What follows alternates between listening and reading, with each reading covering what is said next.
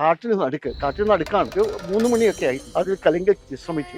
അപ്പോൾ ഒരു കൊച്ചുകുട്ടി ഇരുമുടി കെട്ടുമായിട്ട് ആറന്മുളയിൽ നിന്നാണ് വരുന്നത്. ഒരു കുട്ടി മാത്രം വന്ന് നമുക്ക് ഒരുമിച്ച് പോവാം സ്വാമി എന്ന് പറഞ്ഞ് എന്നെ കൊണ്ടുപോയി എന്നാണ്. അത് നമ്മൾ പലരും പറഞ്ഞാൽ വിശ്വസിക്കില്ല, പക്ഷെ എന്റെ അനുഭവം അത്. തിരുവാഭരണ ഘോഷയാത്രയുടെ രാജപ്രതിനിധിയായി തിരഞ്ഞെടുക്കപ്പെട്ടിരിക്കുകയാണ്. സത്യം പറയുകയാണെങ്കിൽ ഒരു മുജ്ജന്മ സുഹൃതാണ്. അച്ഛന് കൊടുത്ത വാക്ക് പാലിക്കുവാനാണ് ഭഗവാൻ ഈ മകരവിളക്കിന് ഈ ആഭരണങ്ങൾ അണിയുന്നത്.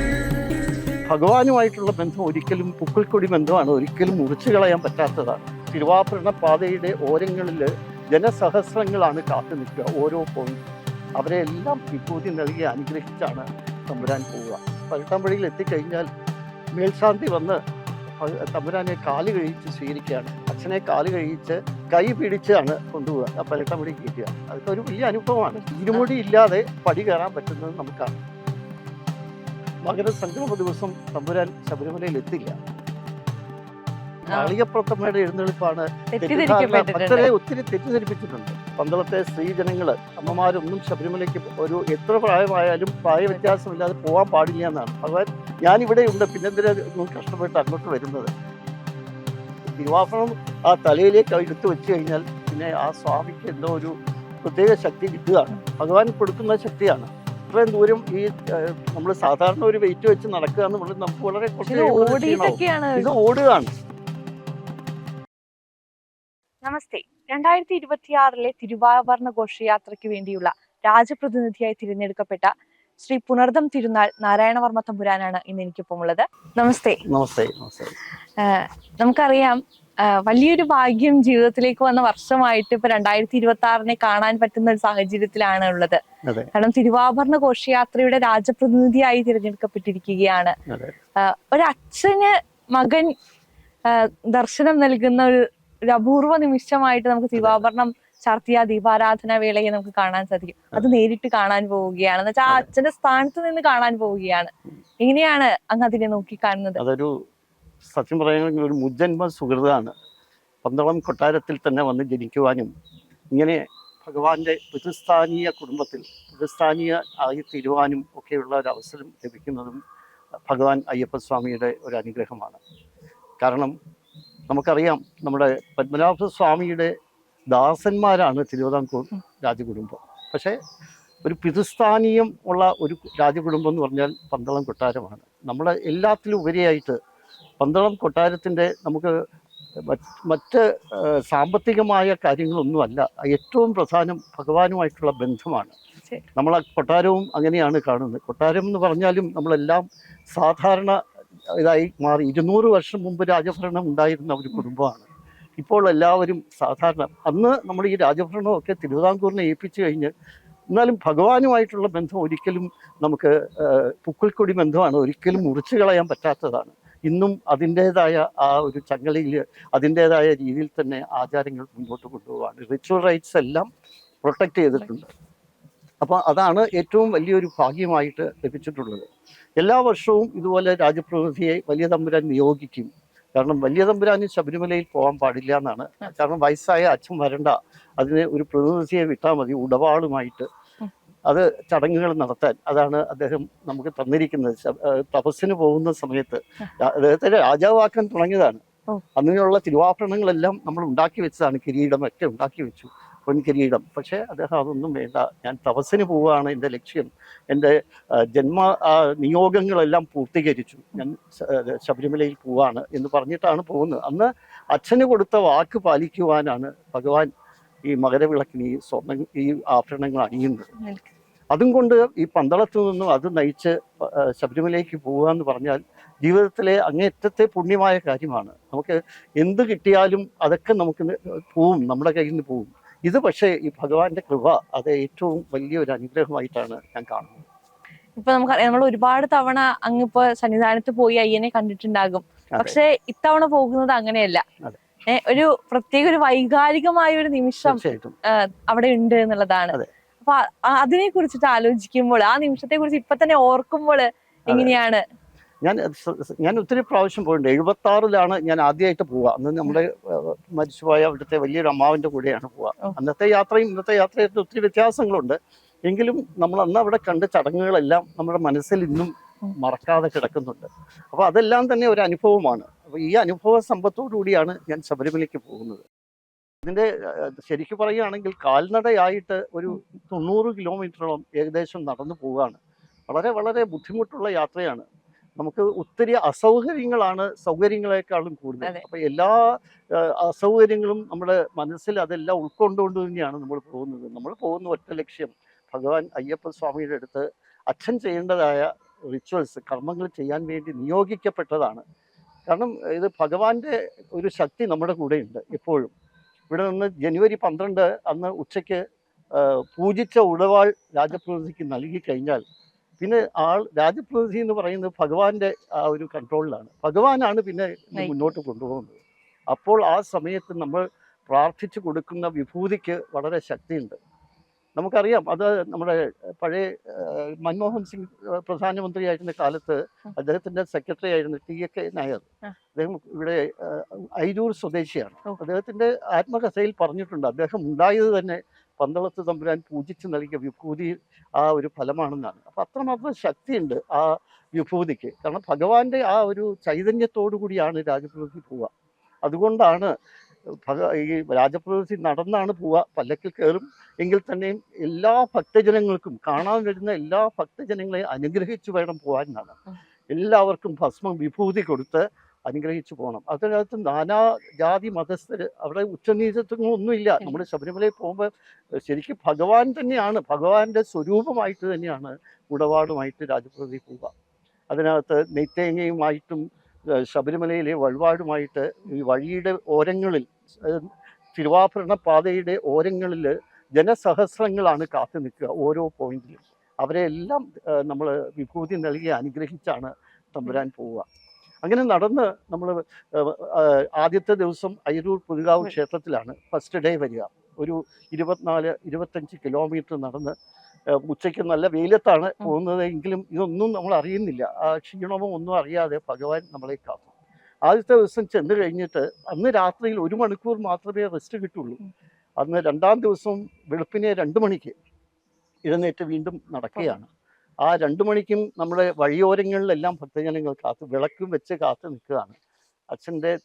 അച്ഛൻ മകനെ അണിയിക്കുവാൻ കൊണ്ടുപോകുന്ന പേടകങ്ങൾ തിരുവാഭരണവുമായിട്ട് തമ്പുരാൻ പോകുന്നത് കാത്ത് തൊഴുത് കയ്യോടുകൂടി നിൽക്കുകയാണ്. അവരെല്ലാം അനുഗ്രഹിച്ച് രണ്ടാം ദിവസം നമ്മൾ ഉച്ചയ്ക്ക് പെരുന്നാട് ക്ഷേത്രത്തിലെത്തും. നിങ്ങൾ അറിഞ്ഞിട്ടുണ്ടാവും, പെരുന്നാട് ക്ഷേത്രം എന്ന് പറഞ്ഞാൽ ആ ക്ഷേത്രത്തിൽ ഭജിച്ചുകൊണ്ടാണ് പന്തള രാജാവ് ശബരിമല ക്ഷേത്രം പണിതത്. ഇന്നും ആ ശ്രീകോവിലിൽ നമ്മൾ പൂജിച്ച തേവാര വിഗ്രഹങ്ങളുണ്ട്. അതിനെന്നും എല്ലാ മാസവും പ്രത്യേകിച്ച് കൊട്ടാരത്തിൽ നിന്നും നെയ്വിളക്ക് തെളിയിക്കുകയും പൂജകളും നടത്തുന്നുമുണ്ട്. അവിടെ നിന്നും പിന്നീട് അന്ന് രണ്ടാം ദിവസം ലാഹ എസ്റ്റേറ്റിലാണ് നമ്മൾ ക്യാമ്പ് ചെയ്യുന്നത്. അവിടെ ഈ തിരുവാഭരണം തുറന്നു വെച്ച് ഭക്തജനങ്ങൾക്ക് കാണുന്നുണ്ട്. പക്ഷേ പണ്ടൊക്കെ കാടായിരുന്നു അവിടെ, ഇപ്പം അത്ര കാടൊന്നും ഇല്ല. അവിടെയൊക്കെ ജനവാസമുണ്ട്. രാത്രി 12 മണിക്കാണ് പിന്നെ യാത്ര തുടങ്ങുന്നത്. കാലത്ത് പുലർച്ചെ നിലയ്ക്കലെത്തുകയും അവിടുന്ന് കൊല്ലമൂഴി ഇറക്കമിറങ്ങി പമ്പയുടെ തിരുത്തൂടിയാണ് യാത്ര നടക്കുന്നത്. നമ്മൾ വലിയാനവട്ടത്ത് വന്ന് നീലിമല തോട്ടിൽ കൂടിയാണ് തിരുവാഭരണം പോവും. തമ്പുരാൻ പമ്പയിലാണ് 2 ദിവസം. അതിനുകൊണ്ട് കാരണം നമ്മൾ മകരസംക്രമ ദിവസം തമ്പുരാൻ ശബരിമലയിൽ എത്തില്ല. കാരണം ഭക്തജനങ്ങൾ തിങ്ങി നിറഞ്ഞ് ഭഗവാൻ അങ്ങനെ ഈ ആഭരണ വിഭൂഷിതനായി ഭക്തജനങ്ങളെ കൊണ്ട് സ്വയം ഒരു പറയാ അഹങ്കാരം ഒന്നും പറയാൻ പാടില്ല, എങ്കിലും അത്ര സന്തോഷമായിട്ടിരിക്കുമ്പോൾ അച്ഛൻ അവിടെ ചെന്ന് കഴിഞ്ഞാൽ എഴുന്നേൽക്കണം. അതുകൊണ്ട് ഭഗവാൻ അവിടെ അത്ര സന്തോഷമായിട്ടിരിക്കട്ടെ, അതുകൊണ്ട് അച്ഛൻ അവിടെ പമ്പയിൽ ക്യാമ്പ് ചെയ്യും.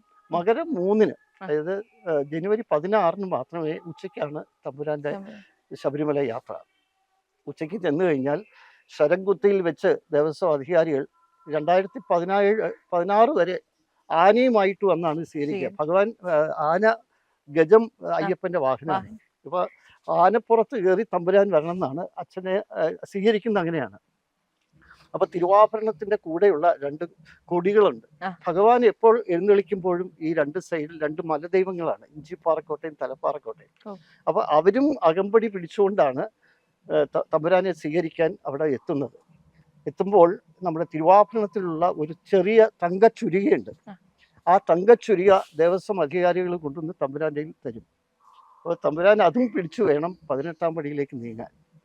18-ാം പടിയിൽ ജനസഹസ്രങ്ങൾ ഉണ്ടാവും ഇത് കാണാനായിട്ട്. 18-ാം പടിയിൽ എത്തിക്കഴിഞ്ഞാൽ മേൽശാന്തി വന്ന് തമ്പുരാനെ കാല് കഴിച്ച് സ്വീകരിക്കുകയാണ്. അവിടെയൊക്കെ ഒരു ഇതുണ്ട്, ഒരു ക്ഷത്രിയനായ ഒരു രാജാവിനെ ഒരു ബ്രാഹ്മണൻ വന്ന് കാല് കഴിക്കുക എന്നൊക്കെ പറഞ്ഞാൽ അവർ വലിയൊരു പ്രശ്നങ്ങളാണ്. പക്ഷെ ഇതൊന്നുമല്ല സങ്കല്പം.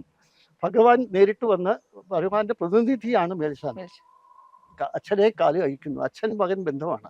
അച്ഛനെ കാല് കഴിച്ച് കൈ പിടിച്ചാണ് കൊണ്ടുപോവുക, 18 പടി കയറ്റുക. അതൊക്കെ ഒരു വലിയ അനുഭവമാണ്. നമുക്ക് അപ്പോഴത്തെ നമ്മുടെ മനസ്സിലുള്ള വികാരമൊന്നും നമുക്ക് പറയാൻ സാധിക്കില്ല. അത്രമാത്രം ഞാൻ അനുഭവിച്ചിട്ടില്ലെങ്കിലും എൻ്റെ ചേട്ടന്മാരൊക്കെ, എൻ്റെ ജ്യേഷ്ഠൻ്റെ കൂടെ ഞാൻ പോയിട്ടുണ്ട്. അദ്ദേഹം പറയുന്നത് കേട്ടാണ്. തേങ്ങ, അപ്പോൾ അവിടുന്ന് തന്നെ തേങ്ങ അടിച്ചാണ്. അന്ന് പന്തളം കൊട്ടാരത്തിലെ ഉപന്യം കഴിഞ്ഞ കുട്ടികളും നമ്മുടെ കൂടെ ഉണ്ടാവും. ആദ്യം പോകുന്നത് തമ്പുരാന്റെ കൂടെ വേണം പോകാൻ എന്നാണ്. അമ്മാവൻ സ്ഥാനമാണ് ഞങ്ങൾക്ക്. അപ്പോൾ ഈ കുട്ടികൾ വരുമ്പോൾ ഞങ്ങളുടെ കൂടെ ഉണ്ടാവും. അവർക്ക് ഇതൊക്കെ പഠിക്കാൻ വേണ്ടിയിട്ടാണ്. ഇരുമുടി ഇല്ലാതെ പടി കയറാൻ പറ്റുന്നത് നമുക്കാണ്. ഭഗവാൻ നമ്മൾ വെള്ളം ഇത് കൊടുത്ത് നമ്മുടെ വ്രതമൊന്നും വേണ്ട, ശരിക്കും ദീക്ഷയൊന്നും വേണ്ട. അങ്ങനെയാണ് നമ്മൾ ഭഗവാനെ കാണാൻ പോകേണ്ടത്. 18 പടി കയറി കഴിഞ്ഞാൽ ഒരു സ്വർണ്ണ തളികയിലാണ് പ്രസാദം തരിക. സ്വർണ്ണ തളികയിൽ പ്രസാദം തരുമ്പോൾ നമ്മൾ ഈ കൊണ്ടുപോകുന്ന ചുരിക അവിടെ നടക്കി വെക്കുകയാണ്. ആ ചുരിക അവിടെ ചാർത്തുമ്പോൾ മാത്രമേ ഭഗവാന്റെ ആഭരണം മുഴുവൻ കംപ്ലീറ്റ് ആവുകയുള്ളൂ, പൂർണ്ണമായിട്ട് ചാർത്തലാവുള്ളൂ. അത് ചാർത്തി കഴിയുമ്പോൾ മേൽശാന്തി സ്വർണ്ണ തളിയിൽ പ്രസാദം തരും. അപ്പോൾ നമ്മൾ ഒരു പിടിയാണ് അങ്ങോട്ട് ദക്ഷിണ കൊടുക്കുക. ഇവിടുന്ന് ഒരു പിടി ഒരു എന്തായാലും പറയാം, നിറ കയ്യിൽ കൊടുക്കണം എന്നാണ്. പിന്നെ പ്രദക്ഷിണമായിട്ട് വടക്കേ നടയിൽ ചെല്ലുമ്പോൾ പല്ലക്കിലേറി മണിമണ്ഡപത്തിന്റെ പുറകിലായിട്ട് രാജമണ്ഡപമുണ്ട്, രാജമന്ദിരം എന്നൊക്കെ പണ്ടത്തെ കണക്കിൽ പറയാമെങ്കിലും ഇപ്പോൾ അതൊരു വളരെ പഴയ ഒരു കെട്ടിടം മാത്രമേ ഉള്ളൂ. പക്ഷേ ഈ സ്ഥാനം അതാണ്, അവിടെ നിന്നൊന്നും മാറാൻ പറ്റില്ല. നമുക്ക് എന്നാൽ വേറെ ഒരു AC റൂമിലേക്ക് മാറാം, അതൊന്നും നടക്കില്ല. കാരണം മണിമണ്ഡപം എന്ന് പറയുന്ന ഏറ്റവും പ്രധാനപ്പെട്ട സങ്കേതമാണ് ശബരിമലയിൽ. ആ മണിമണ്ഡപത്തിലാണ് ആദ്യം ഭഗവാൻ ചെന്നിരുന്നിട്ട് അവിടെ നിന്ന് ആണ് ഈ ശാസ്താ വിഗ്രഹത്തിലേക്ക് ലയിക്കുന്നത്. അപ്പൊ എല്ലാ മകരവിളക്ക് ദിവസവും രാവിലെ നെയ്ത്തിരി കത്തിച്ച് ഭഗവത് ചൈതന്യത്തെ ഉദ്വേജിപ്പിക്കും.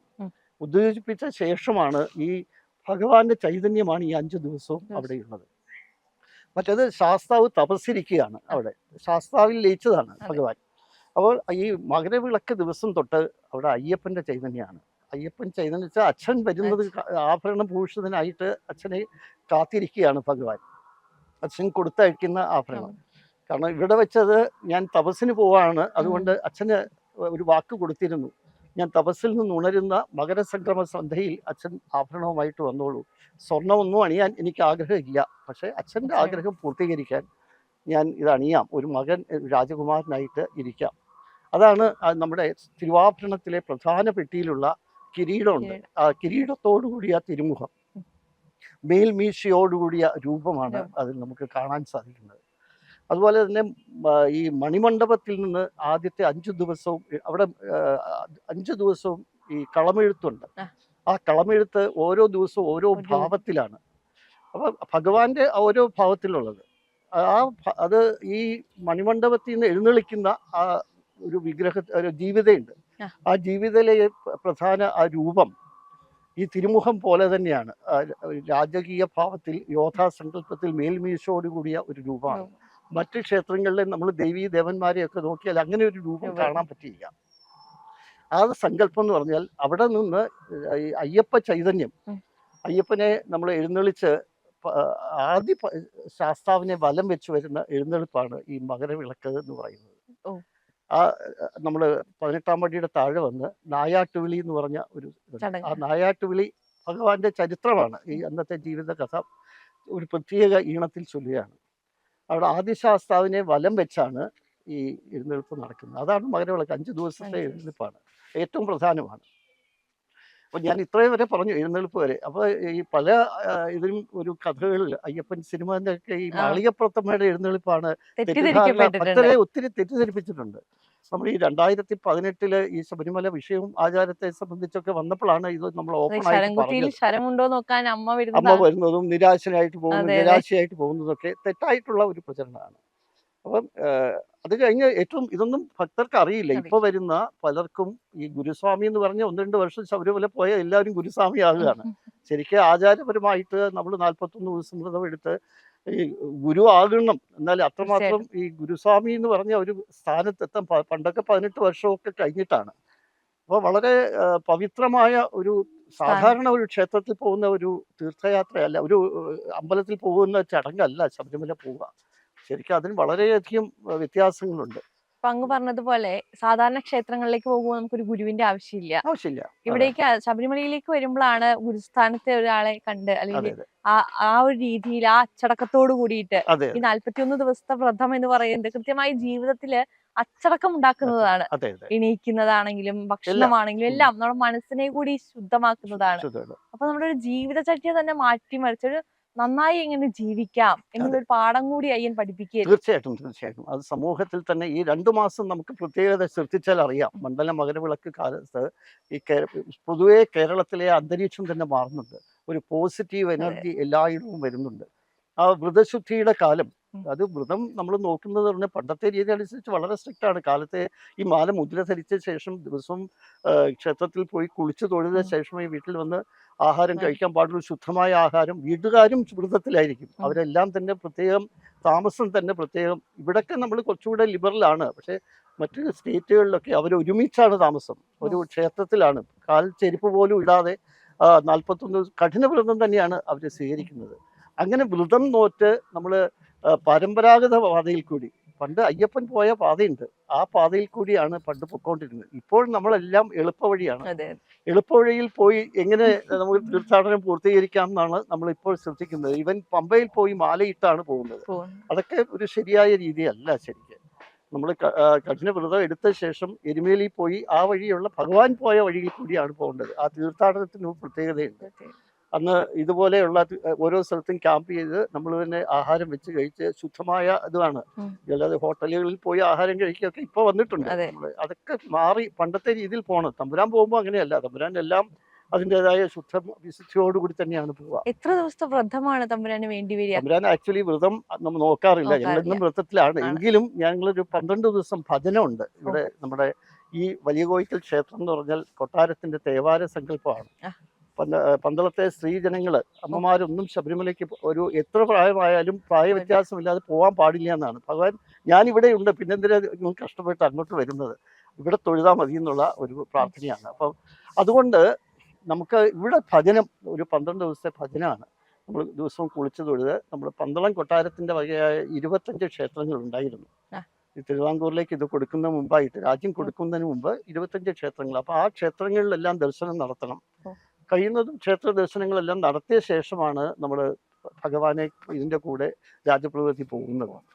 രാജപ്രതിനിധി പോകുമ്പോൾ തന്നെ നല്ലൊരു കൂടെ ഉള്ളവരെല്ലാം തന്നെ അങ്ങനെ ആയിരിക്കണം. അവരുടെ ആദ്യമായി ഞങ്ങൾ പറയുന്നത് ഇതിൻ്റെ അകത്തുള്ള നമ്മൾ ശബരിമല ഈ രാജപ്രതിനിധിയുടെ യാത്ര എന്ന് പറഞ്ഞാൽ ഒരു സുഖ സൗകര്യം പ്രതീക്ഷിക്കരുത്. നമ്മൾ കഷ്ടപ്പെടാൻ തയ്യാറാവുന്നവർ മാത്രമല്ല, ഭഗവാന്റെ മനസ്സിൽ എപ്പോഴും ഭഗവാന്റെ ആ ഒരു വിശ്വാസവും ശരണം വിളിയുമായിരിക്കണം ഉള്ളിൽ. അങ്ങനെ വേണം നമ്മൾ ശബരിമലയ്ക്ക് പോകാൻ. അപ്പോൾ അതിനകത്തെ കഷ്ടപ്പാടുകളൊന്നും നമ്മൾ അറിയുകയില്ല. ഏറ്റവും അതാണ്, നമ്മൾ ശരണം വിളിച്ച് മല കയറുമ്പോൾ നമ്മൾ ക്ഷീണവും ദാഹവും ഒന്നും അറിയില്ല. അതിൻ്റെ ആ ശരണമന്ത്രം, നവാക്ഷരി മന്ത്രം, സ്വാമിയെ ശരണമയ്യപ്പ, ഏറ്റവും ശക്തി തരുന്ന മന്ത്രമാണ്. അത് എപ്പോഴും മനസ്സിൽ വെച്ചുകൊണ്ടാണ് നമ്മുടെ യാത്ര. ഇപ്പോൾ ഇത്രയും ദൂരം നമ്മൾ സഞ്ചരിക്കുന്നുണ്ട്. ഇപ്പൊ പല്ലക്കിലാണ് യാത്ര തുടങ്ങുന്നത് എങ്കിലും നടന്നിട്ടാണ് ഒരുപാട് ദൂരം താണ്ടുന്നത്. അപ്പൊ നമ്മളെപ്പോഴും ചിന്തിക്കുന്നതാണ് ഈ ക്ഷീണം ഒന്നും ബാധിക്കില്ല. ഇപ്പൊ തമ്പുരാനി ആണെങ്കിലും ഒപ്പം തന്നെ ഈ തിരുവാഭരണം ശിരസിലേറ്റി വരുന്ന ഗുരുസ്വാമിമാരുണ്ട്. അപ്പൊ സ്വാമിയെ അവരൊക്കെ ബാധിക്കില്ലേ? നമുക്ക് എപ്പോഴും ഉള്ളിൽ തോന്നാറുണ്ട് പുറത്തുനിന്ന് നോക്കുമ്പോ. അത് നമ്മൾ അത് കാണുമ്പോൾ അറിയാം. നമ്മൾ ഇവരൊരു ശക്തിയാണ് ഇത് കൊണ്ടുപോകുന്നത്. തിരുവാഭരണം ആ തലയിലേക്ക് എടുത്തു വെച്ച് കഴിഞ്ഞാൽ പിന്നെ ആ സ്വാമിക്ക് എന്തോ ഒരു പ്രത്യേക ശക്തി കിട്ടുകയാണ്. ഭഗവാൻ കൊടുക്കുന്ന ശക്തിയാണ്. ഇത്രയും ദൂരം ഈ നമ്മൾ സാധാരണ ഒരു വെയിറ്റ് വെച്ച് നടക്കുക എന്ന് പറഞ്ഞാൽ നമുക്ക് വളരെ കുറച്ച് ഇത് ഓടുകയാണ്. നമ്മുടെ ആ ഒരു ശരിക്കും പറയുമ്പോൾ ഒരു ആ സ്വബോധത്തോടു കൂടി അല്ല ഇതൊന്നും പോകുന്നത്.